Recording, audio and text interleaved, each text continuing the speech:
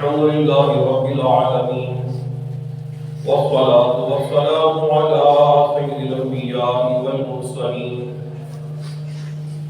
أما بعد فأعوذ بالله من الشيطان الرجيم بسم الله الرحمن الرحيم الصلاة والسلام عليك يا رسول الله وعلى آلك وأصحابك يا حبيب الله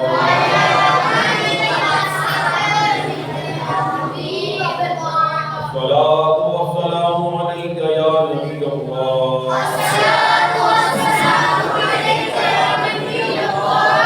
وعلى آلك وأصحابك يا نور الله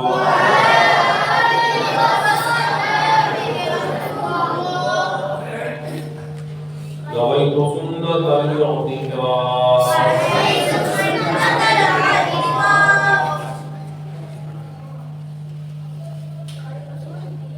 ہمارے پیارے آقا مدینے والے مصطفیٰ صلی اللہ تعالی علیہ وآلہ وسلم کا فرمانے عالی شان ہے جسے یہ پسند ہو کہ اللہ کی بارگاہ میں پیش ہوتے وقت اللہ اس سے راضی ہو، اسے چاہیے کہ وہ مجھ پر کثرت سے درود پاک پڑھے۔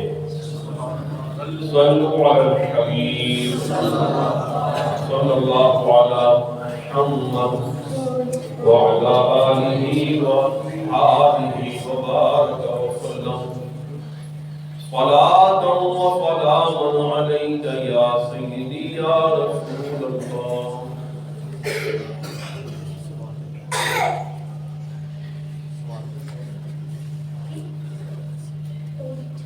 ان کے بھائی جان محمد سلطان صاحب جو اسپتال میں داخل تھے، ان کا آپریشن ہو چکا ہے، دل کا بائی پاس ہونا تھا، تو آپ سب ان کے لیے دعا کیجیے کہ اللہ ان کو مکمل صحت یابی عطا فرمائے،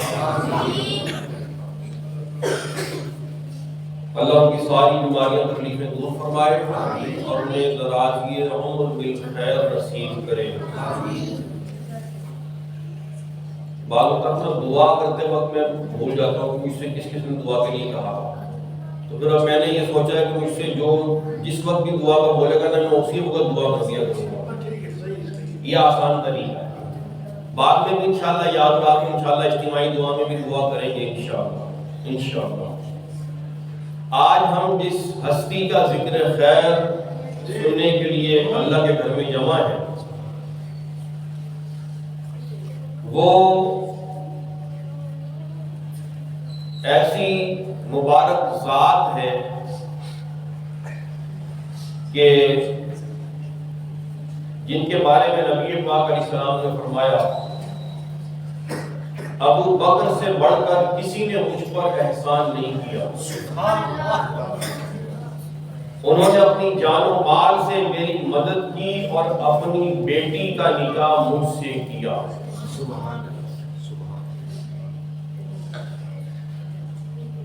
تو پہلے ہم انشاءاللہ کچھ حدیثیں سنیں گے جو نبی پاک علیہ السلام نے مختلف مواقع پر اپنے یار غار کی شان میں ان کی عظمت کو بیان کیا۔ ایک اور حدیث پاک میں ہے، نبی پاک صلی اللہ تعالی علیہ وآلہ وسلم نے ارشاد فرمایا،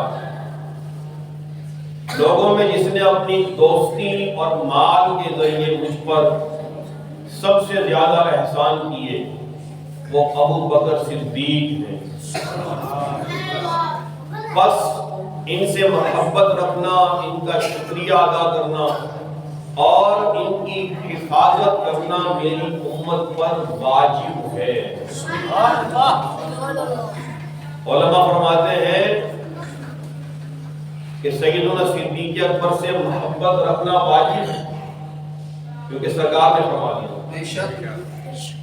سیدنا صدیق اکبر کا شکریہ ادا کرنا واجب ہے، کیونکہ سرکار نے حکم دے دیا کہ ان کا شکریہ ادا کرنا میری امت پر واجب ہے۔ تو شکریہ ادا کرنے کی ایک صورت یہ ہے کہ ان کا ذکر خیر جب بھی کیا جائے تو بھلائی کے ساتھ کیا جائے. سبحان اللہ.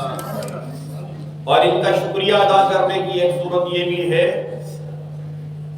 کہ عمر بھر ان کے فضائل و مناقب مرتے دم تک بیان کرتے رہے. اور تیسری بات سرکار نے فرمائی کہ ان کی حفاظت کرنا میری امت پر واجب ہے. اس کا مطلب یہ ہے کہ سیدنا صدیق اکبر کی جو عزت ہے، آپ کی جو ناموس ہے، اس کا دفاع کیا جائے، اس کا دفاع کیا جائے. تو آج بھی ان کا ذکر خیر کر کے، ان کی شان و عظمت کو بیان کر کے، ان کی عزت و عظمت کی حفاظت کرنا یہ امت پر واجب ہے. سبحان اللہ. نبی پاک صلی اللہ تعالی علیہ وآلہ وسلم نے ایک موقع پر سیدنا صدیق اکبر سے ارشاد فرمایا، اے ابو بکر، اللہ تعالیٰ تمام بندوں پر عام تجلی فرمائے گا اور تم پر خاص تجلی فرمائے گا.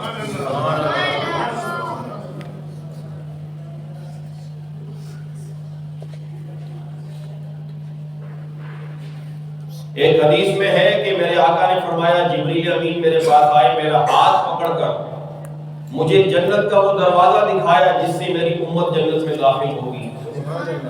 یہ سن کر ابو بکر صدیق گزار ہوئے، یا رسول اللہ صلی اللہ علیہ وسلم، میری خواہش ہے کہ میں بھی آپ کے ساتھ ہوتا اور وہ جنتی دروازہ دیکھتا. ارشاد فرمایا، اے ابو بکر، میری امت میں سے تم جنت میں داخل ہونے والے پہلے شخص ہو. اس امت میں سب سے پہلے جنت میں داخل کون ہوں گے؟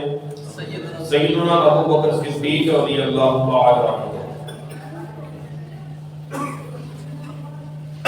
ایک حدیث پاک میں ہے، نبی پاک علیہ السلام نے فرمایا کہ میں نے ایک مرتبہ ایک ترازو دیکھا آسمان سے اترتا ہوا. اس ترازو کے دو پلڑے ہیں، ایک پلڑے میں میری امت کو رکھا گیا اور دوسرے پلڑے میں مجھے رکھا گیا. تو میرا والا پلڑا بھاری ہو گیا. پھر ایک پلڑے میں میری امت کو رکھا گیا اور دوسرے پلڑے میں ابو بکر صدیق کو رکھا گیا. تو ابو بکر صدیق کا پلڑا بھاری ہو گیا. ایک پلڑے میں پوری امت، دوسرے میں صدیق اکبر. پلڑا بھاری ہو گیا صدیق اکبر کا.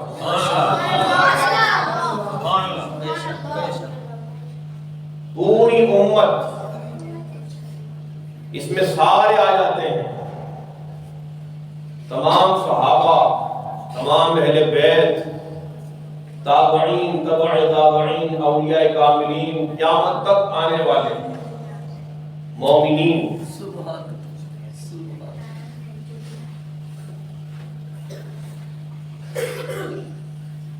ایک حدیث پاک میں ہے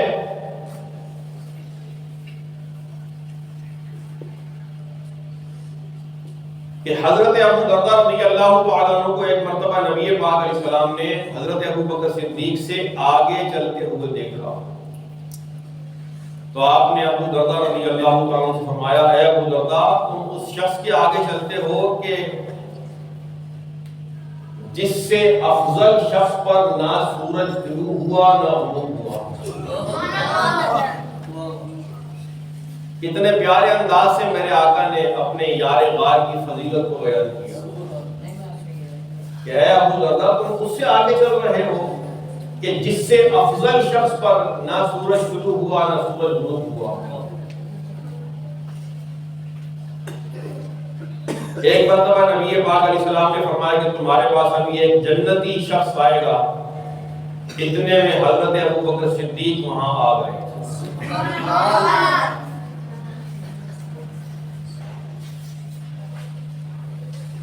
ایسے جنتی ہیں کہ جنت کے سب دروازوں سے انہیں خوش آمدید کہا جائے گا قیامت کے دن۔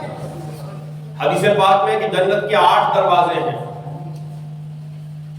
کسی کو نماز والے دروازے سے جنت میں جانے کا شرف حاصل ہوگا، کسی کو روزے والے دروازے سے، کسی کو صدقہ و خیرات والے دروازے سے، لیکن ابو بکر صدیق وہ ہیں کہ جن کو تمام دروازوں سے ویلکم کیا جائے گا، تمام دروازوں سے انہیں مرحبا کہا جائے گا، خوش آمدید کہا جائے گا۔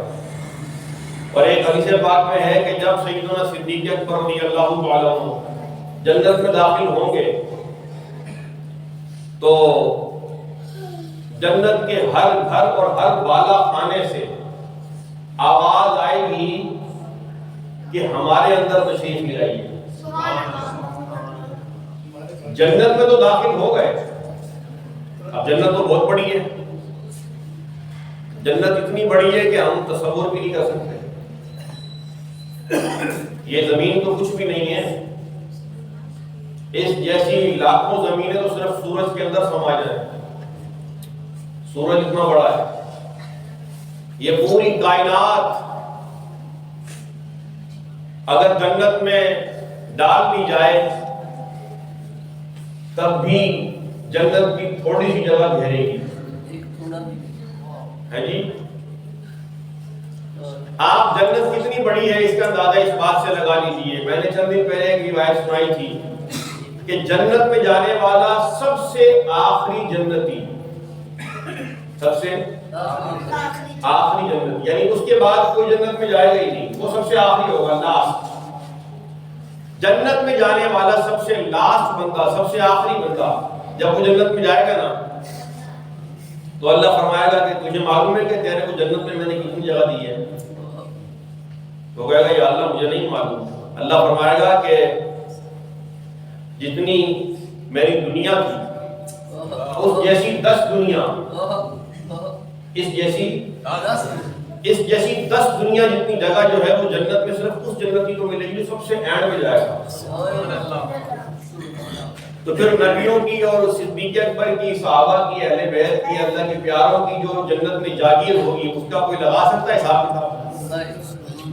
تو جب یہ جنت میں داخل ہوں گے تو جنتی گھر سے، جنتی بالا خانوں سے آواز آئے گی کہ آپ ہمارے اندر تشریف لائیے۔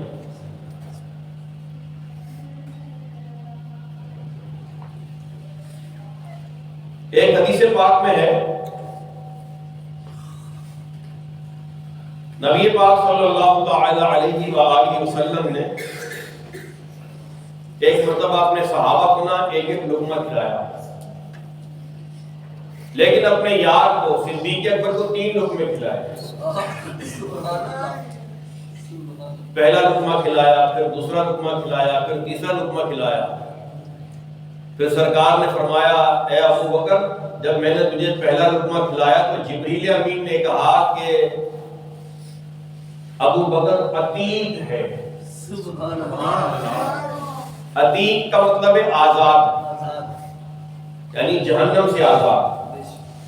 پھر جب میں نے دوسرا لقمہ کھلایا ابو بکر کو تو میکائیل علیہ السلام نے کہا ابو بکر عتیق ہے۔ پھر جب میں نے تیسرا لقمہ کھلایا تو خود رب کائنات نے فرمایا کہ ابو بکر عتیق ہے۔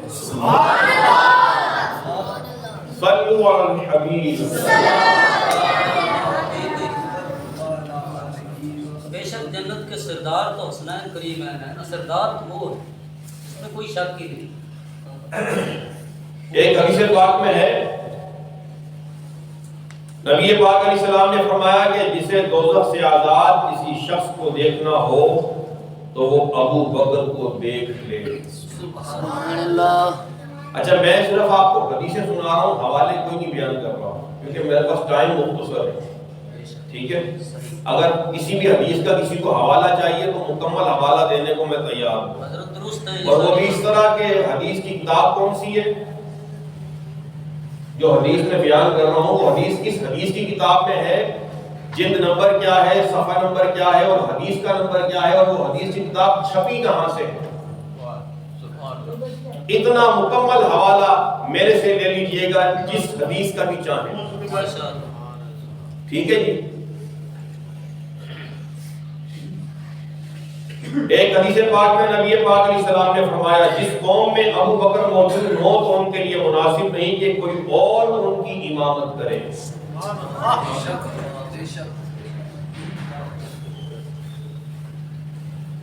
اس حدیث کی شرح میں علماء فرماتے ہیں کہ اس حدیث میں دلیل ہے کہ حضرت صدیق اکبر رضی اللہ تعالی عنہ دینی معاملے میں تمام صحابہ سے افضل ہیں، اسی لیے خلافت کے معاملے میں بھی آپ کو ہی آگے رکھا گیا.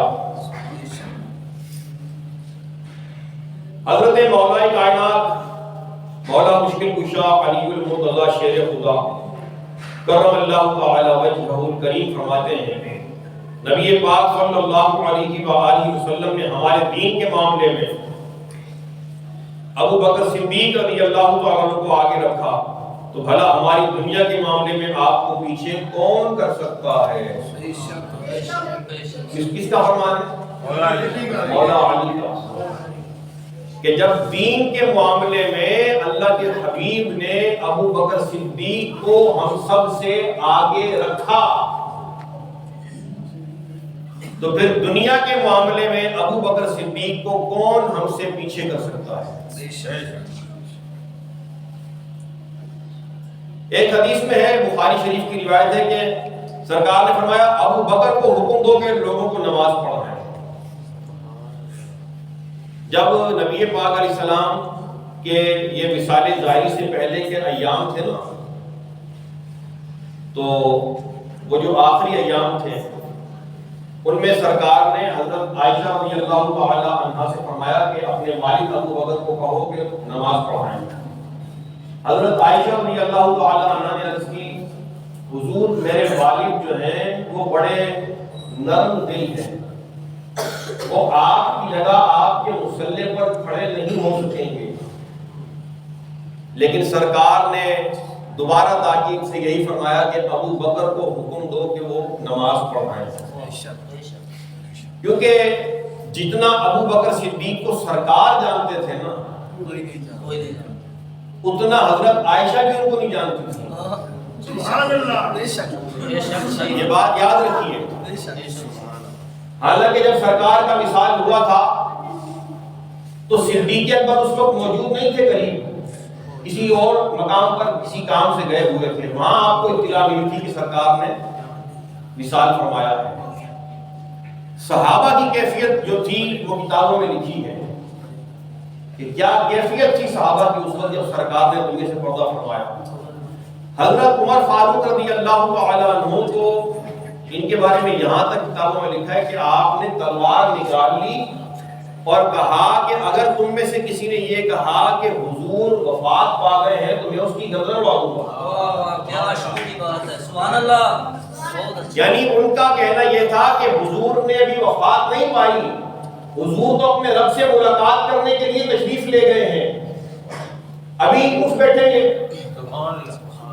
فاروق اعظم اور حضرت عثمان غنی رضی اللہ عنہ کے بارے میں لکھا ہے کہ آپ تو مطلب ایسی کیفیت آپ کی ہو گئی تھی کہ کئی دن بعد بھی آپ کے قریب سے اگر صحابہ گزرتے آپ کو سلام کرتے تو آپ کو ہوش ہی نہیں ہوتی. بعد میں صحابہ آپ سے گلا کرتے کہ اے عثمان ہم آپ کے قریب سے گزرے، آپ کو سلام کیا، آپ نے جواب نہیں دیا. تو آپ نے فرمایا کہ مجھے تو خبر ہی نہیں تھی کہ تم نے مجھے سلام کب کیا تھا. یہ کیفیت تھی سرکار کے پردہ فرمانے کے بعد صحابہ کی. اور صدیق اکبر تو اس وقت وہاں قریب میں تھے بھی نہیں، کسی کام سے دور گئے ہوئے تھے. جب آپ کو وہاں اطلاع ملی تو آپ فوراً پہنچ گئے. اور نبی پاک علیہ السلام کے پردہ فرمانے کے بعد امت کو سہارا جس شخص نے دیا وہ سیدنا صدیق اکبر. سبحان اللہ. کیونکہ سرکار ان کے بارے میں جانتے تھے، ان کی کیفیت سرکار کو معلوم تھی. اسی لیے تو ایک خاتون جب سرکار کی بارگاہ میں حاضر ہوئی اپنا کوئی مسئلہ لے کر تو پیارے آقا علیہ السلام پہ فرمایا کہ بعد میں آنا. تو اس خاتون نے سرکار کے مثال کی طرف اشارہ کرتے ہوئے کہا کہ اگر میں بعد میں آؤں اور آپ کو موجود نہ پاؤں تو پھر میں کیا کروں؟ سرکار نے فرمایا کہ ابو بکر کے پاس جانا. کس کے پاس جانا؟ ابو بکر کے پاس جانا. یہ فیصلے تو بہت پہلے ہو چکے ہیں. کہ خلیفہ بلا فصل کون ہے، یہ فیصلے ہو چکے ہیں، تو ان پر تو مطلب بحثیں کرنا، مناظرے کرنا بلکہ بنتا بھی نہیں ہے نا، ٹھیک ہے؟ تو یہ بات اچھی طرح یاد رکھیے کہ یہ فیصلہ سرکار نے اپنی حیات ظاہری میں ہی کر دیا تھا، اور سرکار نے پردہ فرمانے سے پہلے جو گفتگو فرمائی وہ گفتگو کتابوں میں لکھی ہے، احادیث میں ذکر کی گئی ہے۔ آپ اگر دیکھیں تو اس گفتگو میں یہ بات بھی ملتی ہے کہ سرکار نے فرمایا کہ میرے بعد مسلمان ابو بکر کے علاوہ کسی اور پر راضی نہیں ہوتے۔ یہ سرکار کے الفاظ ہیں کہ میرے بعد مسلمان ابو بکر کے علاوہ کسی اور پہ راضی نہیں ہوں گے۔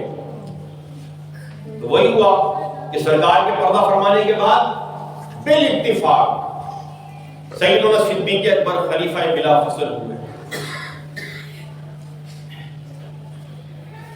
تو بہرحال نبی پاک صلی اللہ تعالی علیہ وآلہ وسلم کی ایک اور حدیث پاک سنیے، یہ ابو داؤد کی روایت ہے۔ نبی پاک علیہ السلام نے مرض وفات میں حضرت ابوبکر صدیق کے علاوہ کسی اور کو نماز پڑھانے کی آواز سنی۔ ایک مرتبہ ایسا بھی ہوا تھا کہ سرکار نے اپنے حجرے سے آواز سنی کہ نماز کوئی اور پڑھا رہا ہے، ابوبکر صدیق نہیں پڑھا رہے۔ تو حجرہ مقدسہ سے مبارک سر باہر نکال کر غضبناک لہجے میں ارشاد فرمایا، لا لا لا، ابو بکر کے علاوہ کوئی نہیں، ابو بکر کے علاوہ کوئی نہیں، ابو بکر کے علاوہ کوئی نہیں۔ 3 بار سرکار نے فرمایا غضبناک ہو کر کہ نماز صرف ابو بکر ہی پڑھائیں گے۔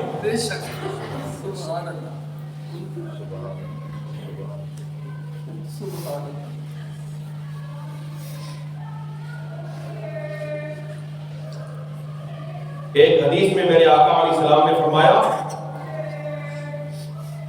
ہم پر جس نے بھی کوئی احسان کیا ہم نے سب کے احسانات کے بدلے دنیا میں چھپا دیے، لیکن ابو بکر صدیق نے ہم پر وہ احسانات کیے اور ہماری وہ خدمت کی کہ ان کی خدمات کا، ان کے احسانات کا بدلہ خود رب کریم قیامت کے دن عطا فرمائے گا۔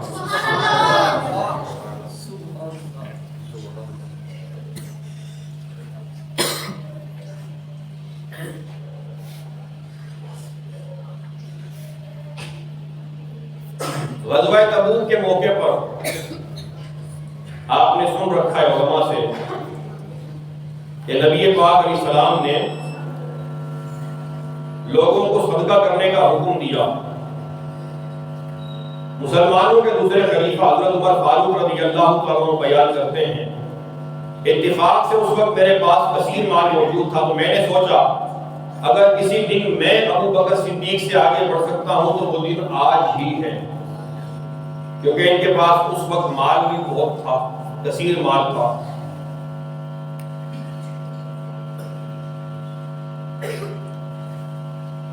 تو فاروق اعظم رضی اللہ تعالیٰ عنہ فرماتے ہیں کہ میں اپنا آدھا مال لے کر سرکار کی بارگاہ میں حاضر ہو گیا۔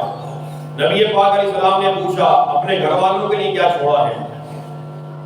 میں نے عرض کیا آدھا مال ان کے لیے چھوڑ کر آیا ہوں اور آدھا آپ کی بارگاہ میں حاضر کر دیا۔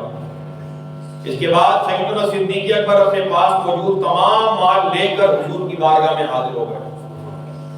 نبی پاک علیہ السلام نے فرمایا اے ابو بکر گھر والوں کے لیے کیا چھوڑا ہے؟ عاشق اکبر سیدنا صدیق اکبر رضی اللہ تعالیٰ عنہ نے جواب دیا ان کے لیے اللہ اس کے رسول کو چھوڑ آیا۔ حضرت فاروق اعظم کہتے ہیں کہ یہ دیکھ کر میں سمجھ گیا کہ میں کسی معاملے میں ابو بکر سے آگے نہیں بڑھ سکتا۔ اس حدیث کی شرح میں علماء نے لکھا ہے کہ حالانکہ جو مال ابو بکر صدیق سرکار کی بارگاہ میں لے کر آئے تھے کوانٹٹی کے حساب سے، مقدار کے حساب سے وہ اس مال سے بہت تھوڑا تھا جو فاروق اعظم لے کر آئے تھے، لیکن چونکہ یہ سارا لے آئے تھے تو یہ ان سے آگے نکل گئے۔ اب دیکھیں نا، اگر کسی مثلا مسجد کی تعمیراتی کام کے حوالے سے چندے کی اپیل کی جائے کہ یہ آپ لوگ تعاون کیجیے. اب ایک شخص اپنی جیب سے 5,000 روپے کا نوٹ نکال کر دیتا ہے اور ایک شخص اپنی جیب سے 50 روپے کا نوٹ نکال کر دیتا ہے. اس کی جیب میں ہے ہی 50 روپے, اس نے سارے ہی نکال کر دے دیے. اور جس نے 5,000 کا نوٹ نکال کر دیا اس نے سارے نکال کر نہیں دیے, اس کی جیب میں تو اور بھی کئی نوٹ پڑے 5,000 والے, لیکن اس نے صرف ایک ہی نوٹ نکال کر دیا. اب بظاہر اس کا نوٹ بڑا ہے 5,000, لیکن اس بندے نے چونکہ اس کے پاس تھے ہی 50 روپے, اس نے وہ 50 کے 50 ہی اللہ کی راہ میں دے دیے, تو یہ جو ہے اس سے آگے نکل گیا. درود پاک پڑھیے.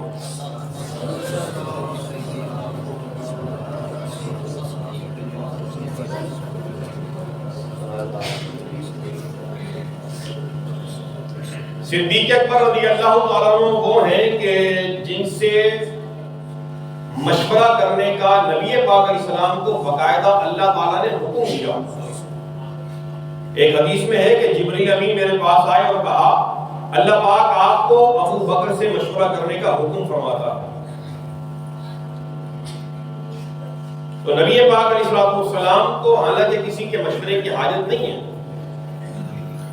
لیکن کیونکہ اللہ نے حکم فرمایا کہ ابو بکر سے مشورہ کیا جائے, تو نبی پاک علیہ السلام تمام معاملات میں ابو بکر صدیق رضی اللہ تعالیٰ عنہ سے مشورہ فرماتے تھے.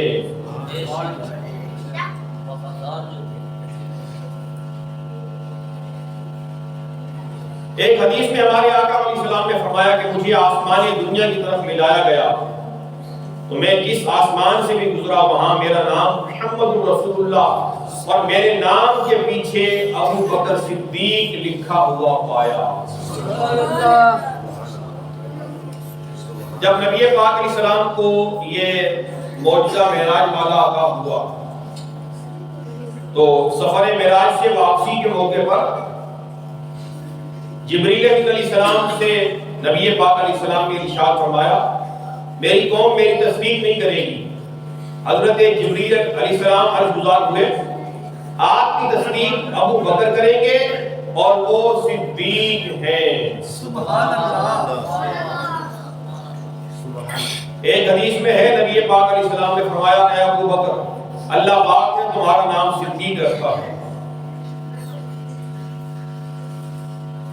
ابو بکر کو صدیق کہنے پر مسلمانوں کا ایسا اتفاق ہے جیسا اتفاق نبی پاک علیہ السلام کو رسول کہنے پر ہے. یہ ہمارے بزرگوں نے لکھا ہے. علماء فرماتے ہیں کہ حضرت ابو بکر صدیق کو صدیق کہنے پر ایسا اتفاق ہے جیسا اتفاق نبی پاک علیہ السلام کو رسول کہنے پر ہے.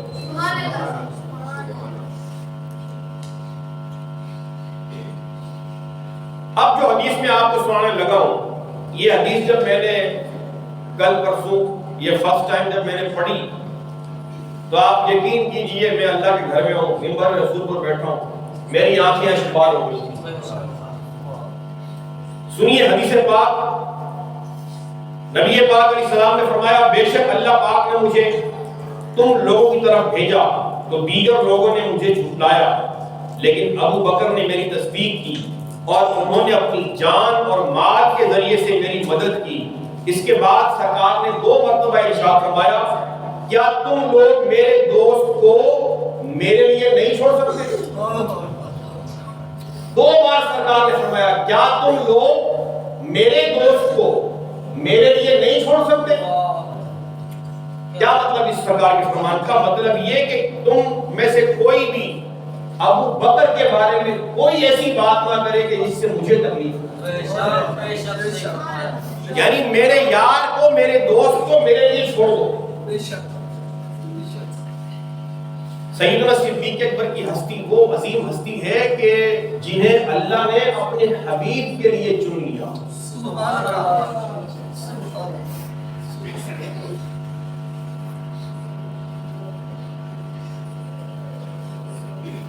ایک حدیث میں ہے نبی پاک علیہ السلام نے فرمایا اگر میں اپنی امت میں سے کسی کو خلیل بناتا تو ابو بکر کو بناتا، لیکن وہ میرے بھائی اور دوست ہیں۔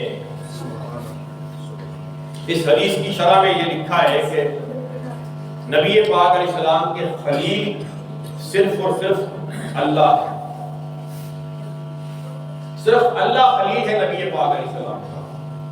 اس حدیث میں سرکار نے فرمایا کہ اگر میں کسی کو خلیل بناتا تو ابو بکر کو بناتا، لیکن وہ میرے یار اور دوست ہیں، میرے بھائی ہیں۔ تو اس کی شرح میں یہ لکھا ہے کہ وہ میرے بھائی اور دوست ہیں۔ اس حدیث سے معلوم ہوا کہ خلیل کا مرتبہ دوست اور بھائی سے بلند ہوتا ہے، کیونکہ خلیل جو ہے وہ صرف اللہ ہے، نبی پاک علیہ السلام۔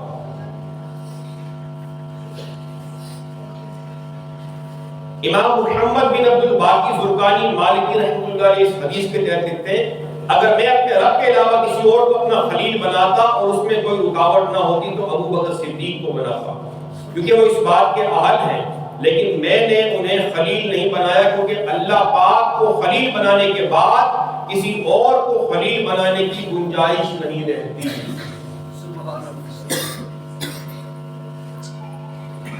ایک موقع پر نبی پاک علیہ السلام نے فرمایا اے ابو بکر تم میرے حوض کوثر کے اور غار کے ساتھی ہو۔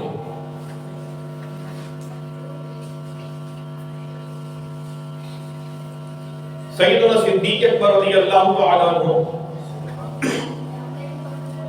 یہ وہ خوش نصیب صحابی ہیں کہ جن کا صحابی ہونا قرآن سے ثابت ہے، ان کے علاوہ کسی صحابی کی صحابیت کا ثبوت قرآن پاک سے نہیں ہے۔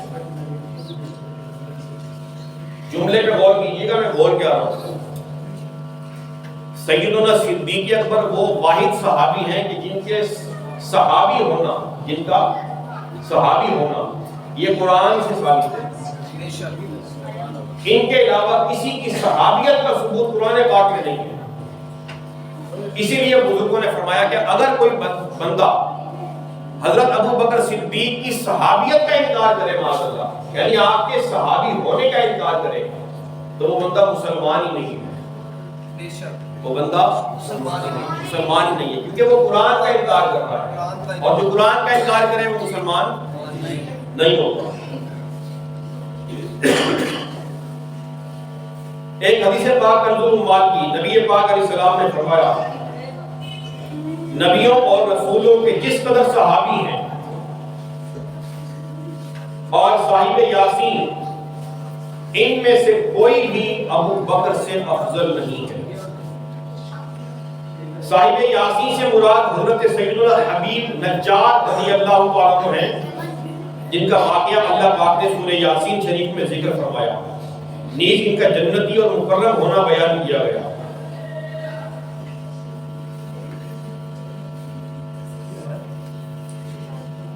ایک حدیث میں میرے آقا نے فرمایا نبیوں اور رسولوں کے بعد سورج کسی ایسے شخص پر طلوع اور غروب نہیں ہوا جو ابو بکر سے افضل ہو۔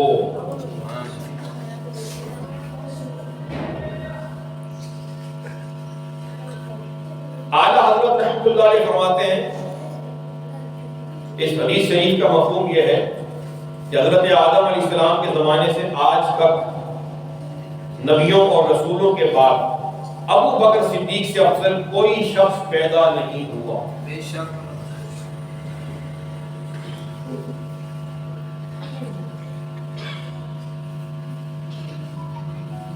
ایک موقع پر نبی پاک علیہ السلام نے ان کی شان کو کچھ یوں بیان کیا کہ میری امت میں سے امت کے حال پر سب سے زیادہ مہربان ابو بکر صدیق ہیں۔ سبحان اللہ۔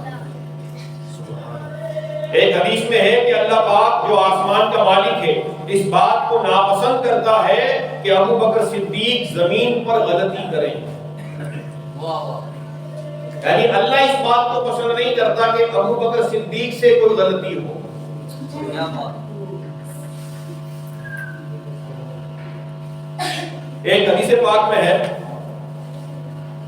جو اپنے کپڑے کو تکبر کی وجہ سے گھسیٹے گا اللہ پاک قیامت کے دن اس کی طرف رحمت کی نظر نہیں فرمائے گا۔ جب سرکار نے یہ بات فرمائی تو سیدنا صدیق اکبر رضی اللہ تعالیٰ عنہ عرض گزار ہوئے یا رسول اللہ صلی اللہ علیہ وسلم اگر میں خاص اہتمام نہ کروں تو میرا تہبند کا ایک کنارہ لٹک جاتا ہے۔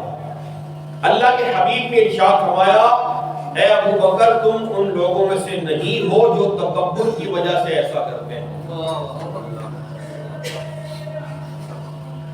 یہاں پر یہ مسئلہ سن لیجئے کہ اگر کسی شخص کی شلوار، اس کا تہبند، اس کا پاجامہ، اس کے پائنچے جو ہیں وہ ٹخنوں سے نیچے ہیں اور اس نے بطور تکبر ٹخنوں سے نیچے رکھے ہوئے ہیں تو یہ تو ہے گناہ، اور اسی کے لیے وعید ہے کہ قیامت کے دن ایسے بندے پر اللہ رحمت کی نظر نہیں فرمائے گا۔ لیکن چونکہ آج کل لمبی شلواریں پہننے کا فیشن ہے، لمبی پینٹیں پہننے کا فیشن ہے، تو اگر دل میں تکبر نہیں ہے اور پائنچہ ٹخنے سے نیچے ہے تو یہ گناہ نہیں ہے، یہ گناہ نہیں ہے۔ اگر اسی حالت میں کسی نے نماز پڑھی تو زیادہ سے زیادہ اس کی نماز مقبول تنزیہی ہوگی، گناہ بھی نہیں ہے، صرف ثواب میں کمی ہوگی تھوڑی سی، ٹھیک ہے۔ تو جو لوگ نماز پڑھنے سے پہلے پینٹ کے پائنچے فولڈ کر لیتے ہیں یا شلوار کو نیفے سے اڑس لیتے ہیں اور اپنے ٹخنے ننگے کرنے کے لیے وہ اس طرح کرتے ہیں اور ان کا ذہن یہ ہوتا ہے کہ جی یہ ہم سنت پر عمل کر رہے ہیں۔ سنت پر عمل تب کہلائے گا کہ جب آپ کو شلوار کو نیفے سے اڑسنا ہی نہ پڑے، آپ شلوار کو اس طرح باندھیں کہ پائنچہ آپ کا ٹخنے سے اوپر رہے۔ بات سمجھ آ رہی ہے؟ تو اب اگر کوئی اس کو فولڈ کر کے نماز پڑھتا ہے تو یہ گناہ ہے، یہ مکروہ تحریمی ہے اور اس طرح نماز واجب الادا ہوگی، کیونکہ حدیث پاک ہے کہ نبی پاک علیہ السلام نے فرمایا کہ مجھے حکم ہوا کہ میں سجدہ 7 ہڈیوں پر کروں اور اپنے کپڑے اور بال نہ سمیٹوں۔ اس حدیث کے تحت علماء نے فرمایا کہ اگر کسی شخص نے زلفیں رکھی ہوئی ہیں، کسی مرد نے سر پر زلفیں رکھی ہوئی ہیں اور وہ پیچھے سے ان زلفوں کا جوڑا باندھ کر نماز پڑھے گا تو گناہ گار ہوگا، کہ یہ بال سمیٹنا کہلایا، ٹھیک ہے۔ لیکن یہ حکم مردوں کے لیے ہے، عورتوں کے لیے نہیں ہے۔ اگر کوئی عورت جوڑا باندھ کر نماز پڑھتی ہے تو اس میں کوئی مذائقہ نہیں ہے، ٹھیک ہے۔ اور اسی حدیث میں ہے کہ مجھے کپڑے سمیٹنے سے اللہ نے منع فرمایا ہے۔ تو کپڑا سمیٹنا یہی ہے کہ مطلب نیفے سے اڑس لیتے ہیں لوگ یا پینٹ کے پائنچے فولڈ کر لیتے ہیں، یا پھر سجدے میں جاتے وقت لوگ گھٹنے کے پاس سے کپڑے کو پکڑ کر اوپر کھینچتے ہیں اور پھر سجدے میں جاتے ہیں، یہ بھی کپڑا سمیٹنا کہلاتا ہے، تو اس سے بھی بچنا چاہیے۔ صلو علی الحبیب صلی اللہ علیہ وسلم۔ حضرت عائشہ رضی اللہ تعالی عنہا کا بیان ہے کہ ایک چاندنی رات میں جبکہ نبی پاک علیہ السلام میری گود میں سر رکھے آرام فرما رہے تھے، میں نے عرض کیا کیا کسی کی نیکیاں آسمان کے ستاروں کے برابر ہیں؟ ارشاد ہوا ہاں، عمر کی نیکیاں آسمان کے تاروں کے برابر ہیں۔ سبحان اللہ۔ حضرت عائشہ نے دوبارہ عرض کی میرے والد ابو بکر صدیق کی نیکیوں کا کیا حال ہے؟ پیارے آقا علیہ السلام نے فرمایا عمر کی تمام نیکیاں ابو بکر کی نیکیوں میں سے ایک نیکی کی مثل ہے۔ سبحان اللہ۔ اور خود فاروق اعظم رضی اللہ تعالی عنہ یہ کہا کرتے تھے کہ عمر کی ساری نیکیاں ایک طرف اور ابو بکر صدیق کی غار والی نیکی ایک طرف۔ سبحان اللہ۔ ہے جی۔ اور مولا مشکل کشا کا میں نے فرمان پڑھا، حضرت علی کا آپ فرماتے ہیں کہ علی کیا ہے؟ ابو بکر صدیق کی نیکیوں میں سے ایک نیکی۔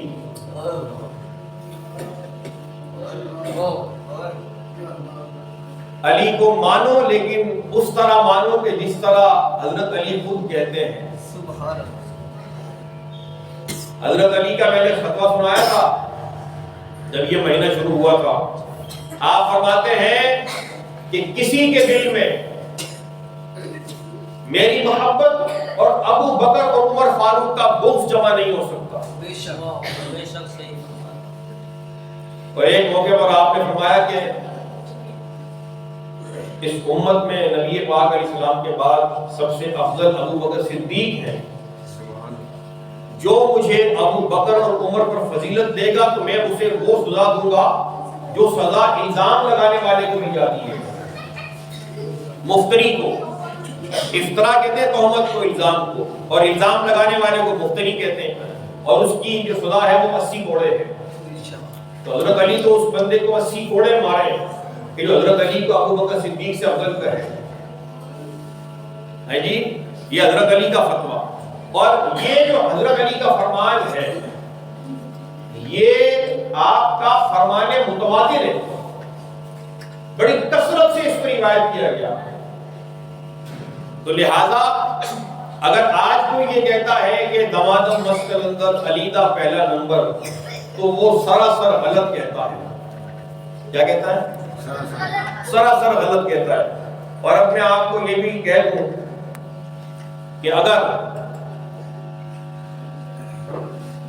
کسی پیر کا مرید بننا ہے، وہ ایک آپ کو دے رہا ہوں، اس کو کہو کہ پہلا مصرع میں کہوں گا پیر صاحب، دوسرا آپ نے کمپلیٹ کرنا ہے، اور پھر آپ نے یہ کہنا ہے دمادم مسکل اندر۔ اب اگر وہ سامنے جو پیر بیٹھا ہے اس نے کہا علی دا پہلا نمبر، تو ٹھڈا مار کے واپس آ جانا۔ پیر نہیں ہے۔ اور اگر کہے کہ صدیق دا پہلا نمبر، تو محبت سے اس کی پیشانی کو بوسہ دے دینا۔ طریقہ میں نے بتا دیا چیک کرنے کا ہے جی۔ اگر جینے کی تمنا ہے تو کچھ پہچان پیدا کر، ایسی تھوڑی کسی کے بھی ہاتھ میں ہاتھ دے دیا جائے گا، کیا اس کا عقیدہ نہیں دیکھا جائے گا؟ بدعقیدہ کے ہاتھ میں ہاتھ دینے والا تو پھر بدعقیدہ ہی بنے گا نا۔ تو یہ بھی یاد رکھیے کہ پیری مریدی جو ہے وہ ان لوگوں نے بھی شروع کر رکھی ہے کہ جن کا اہل سنت سے کوئی تعلق ہی نہیں ہے۔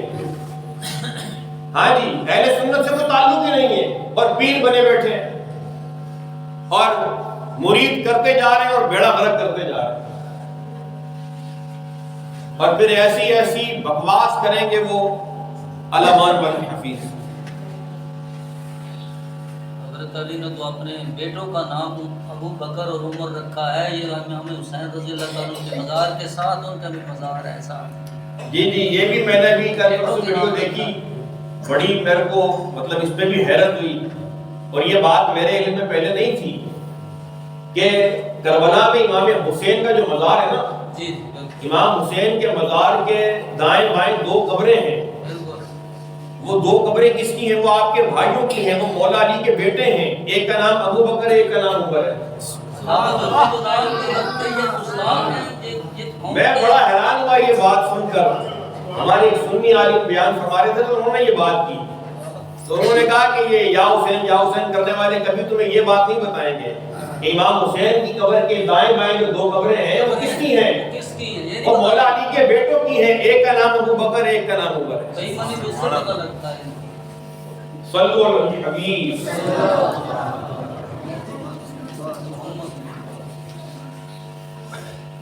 ٹائم جو کہ تھوڑا ہے، میں بس ذرا اسپیڈ سے آگے نکلتا ہوں۔ ایک مرتبہ نبی پاک علیہ السلام کی خدمت میں عرض کی گئی، لوگوں میں سے آپ کو زیادہ محبوب کون ہے؟ فرمایا عائشہ۔ دوبارہ عرض کی مردوں میں کون ہے؟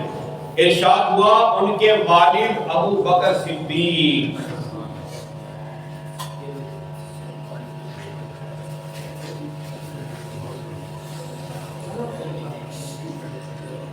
اللہ پاک کے پیارے حبیب صلی اللہ تعالی علیہ وآلہ وسلم کا فرمان عالی شان ہے۔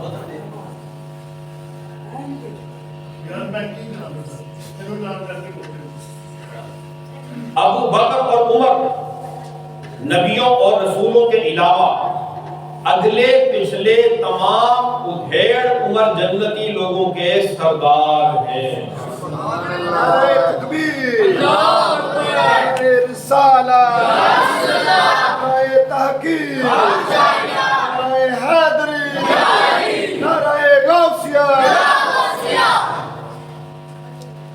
توجہ ہے نا؟ سرکار نے کیا فرمایا؟ حضرت علی کی موجودگی میں یہ بات سرکار نے فرمائی، ابو بکر اور عمر نبیوں اور رسولوں کے علاوہ اگلے پچھلے تمام ادھیڑ عمر جنتی لوگوں کے سردار ہیں۔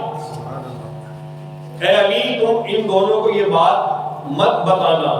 اس کی شرح میں لکھا ہے سرکار نے حضرت علی کو یہ بات بتانے سے منع اس لیے کیا کہ میں خود ان دونوں کو یہ بات بتاؤں گا تاکہ انہیں زیادہ خوشی حاصل ہو۔ سبحان اللہ۔ تو پھر سرکار نے ان دونوں سے فرمایا کہ تم دونوں نبیوں اور رسولوں کے علاوہ اگلے پچھلے تمام ادھیڑ عمر جنتی لوگوں کے سردار ہو۔ اچھا، جنتی جوانوں کے سردار امام حسن اور امام حسین، جنتی بوڑھوں کے سردار نبیوں اور رسولوں کے علاوہ ابو بکر اور عمر۔ اب اس کی تھوڑی سی میں وضاحت کر دوں۔ ایک شخص کا انتقال حالت جوانی میں ہوا، ایک شخص کا انتقال حالت جوانی میں ہوا۔ اگر یہ جنتی ہے تو جنت میں اس نوجوان کے سردار امام حسن اور امام حسین، اور اگر ایک شخص کا انتقال ہوا بڑھاپے میں، ادھیڑ عمر میں، بڑی عمر میں، ٹھیک ہے، جس طرح حسین بھائی ہے، تو اس طرح کے جو بڑی عمر کے جو ہوتے ہیں، اگر ایسا کوئی بندہ انتقال کر جائے ہو جنتی، تو جنت میں اس کے سردار ابو بکر اور عمر فاروق ہیں۔ سبحان اللہ، سبحان اللہ۔ اور سمجھ آتی ہے؟ سبحان اللہ، سبحان اللہ۔ صلو علی الحبیب صلی اللہ علیہ جنت میں جو سارے جوان ہوں گے، وہاں پر کوئی ادھیڑ عمر ہوگا ہی نہیں، سب جوانوں کا روایت آئی ہے کہ سب ہوں گے ہی جوان، عمر جوان ہی ہوگی سب کی۔ وہ تو ایک الگ فضیلت ہے۔ نوجوانوں کے اس لیے سردار ہے۔ یہ بات سنیے، اس کی بھی وضاحت ہے۔ یہ بھی روایت ہے۔ یعنی جنت میں سارے جوان ہوں گے، یہ تو وہاں جا کے جوان ہوں گے نا۔ جی جی، وہی کی بات ہے۔ اب حسین بھائی اس وقت ابھی اس کنڈیشن میں یہ جوان ہیں یا بوڑھے ہیں؟ بوڑھے ہیں نا، لیکن یہ بھی جنت میں جا کے جوان ہو جائیں گے۔ بے شک۔ ٹھیک ہے، اگر کوئی بچہ ایک دن کا فوت ہو جائے وہ بھی جنت میں جوان ہو جائے گا جا کے۔ جنت میں سارے جوان ہوں گے، اس میں تو کوئی شک نہیں ہے۔ بات یہ ہو رہی ہے کہ دنیا سے وہ کس حالت میں گیا، جوانی کی حالت میں گیا یا بڑھاپے کی حالت میں گیا؟ تو جو دنیا سے جوانی کی حالت میں گیا جنت میں اس کے سردار حسین کریم ہیں، اور جو بڑھاپے کی حالت میں دنیا سے گیا جنت میں اس کے سردار صدیق اکبر اور فاروق اعظم۔ سمجھ آ رہی ہے یا ہوں بھی نہیں آئی؟ آ گئی ہے، چلو جنگا پھر آ گئی ہے۔ دودھ پاک پڑھیے۔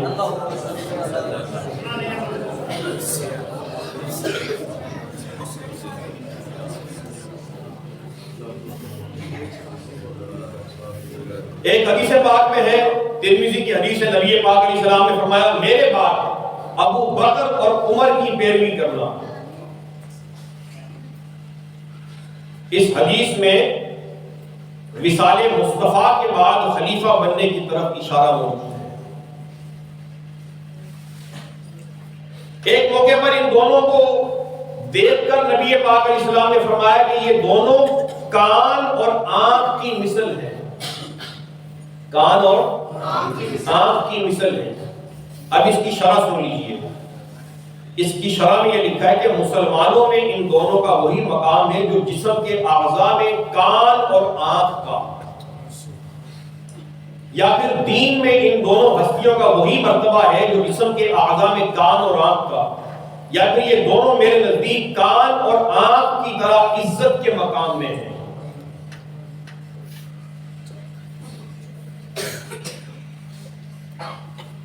اور ایک معنی یہ بھی بیان کیا گیا کہ یہ دونوں میرے لیے کان اور آنکھ کی طرح ہیں جن کے ذریعے میں سنتا اور دیکھتا ہوں۔ ایک حدیث پاک میں ہے کہ قیامت کے دن ایک منادی یہ ندا کرے گا، اس امت میں سے کوئی بھی اپنا نامہ اعمال ابو بکر اور عمر سے پہلے نہ اٹھائے۔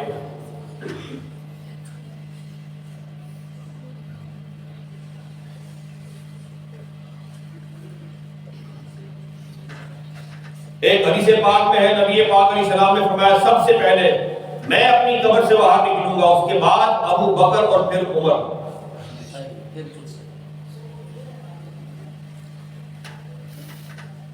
آخری حدیث پاک سنیے، اس کے بعد میں نے مختصراً بیان کرنا ہے باغ فتح کے بارے میں۔ سرکار فرماتے ہیں ہر نبی کے 2 وزیر آسمان والوں میں سے اور 2 وزیر زمین والوں میں سے ہوتے ہیں۔ آسمان والوں میں سے میرے وزیر جبرائیل اور میکائیل ہیں، جبکہ زمین والوں میں سے میرے 2 وزیر ابو بکر صدیق اور عمر فاروق ہیں۔ صلو علی الحبیب۔ یہ میں نے آج آپ کو تقریباً 40 سے اوپر حدیث سنائی ہے، 40 سے اوپر، اور ایک میری نیت یہ تھی یہ 40 حدیثیں سنانے کی کہ نبی پاک علیہ السلام نے ایک موقع پر ارشاد فرمایا جس شخص نے میری امت تک 40 ایسی حدیثیں پہنچائیں جن سے انہیں دینی معاملے میں فائدہ ہو، تو اللہ پاک قیامت کے دن اس کا حشر علماء کے ساتھ فرمائے گا۔